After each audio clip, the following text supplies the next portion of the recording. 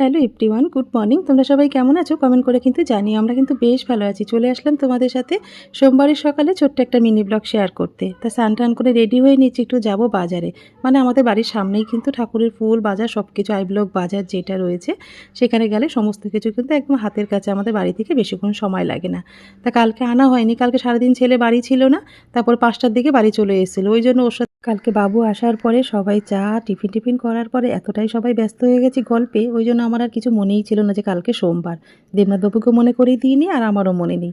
ওই জন্য বৃহস্পতিবার আর সোমবারে একটু ফুল না এলে না মনটা ঠিক মানতে চায় না, ওই জন্য নিজেই দৌড়েছি সকালবেলা ঠাকুরের জন্য ফুলমালা আনতে। তো দেখো বাজার চলে এসেছি আমি, আর বেশিক্ষণ সময় লাগে না তো, মানে যেতে আসতে যেটুকু সময় ৫-৭ মিনিটের মধ্যে তুমি কিন্তু বাজার নিয়ে বাড়ি চলে আসতে পারবে, মানে এতটাই কাছে আমাদের দোকানপাটটা।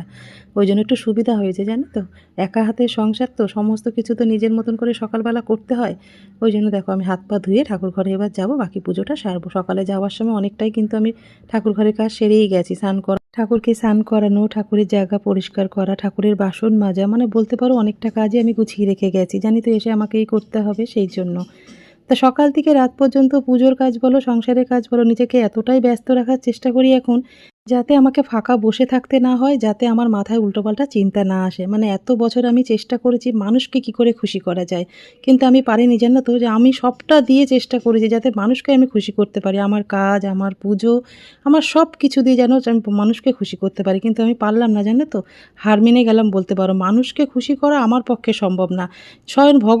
স্বয়ং ভগবানই পারেনি মানুষকে খুশি করতে। তা আমি কোন ছাড় বলো তো, যে মানুষকে খুশি করতে পারবো। ওই জন্য আমি আর সেই চেষ্টাটা আর করি না।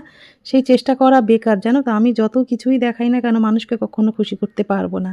ওই জন্য সেই চেষ্টাটা বাদ দিয়ে এখন সবটাই কিন্তু ভগবানের উপরে সঁপে দিয়েছি। ভগবানকে খুশি করতে পারবো কিনা সেই চেষ্টাটাই করে চলেছি।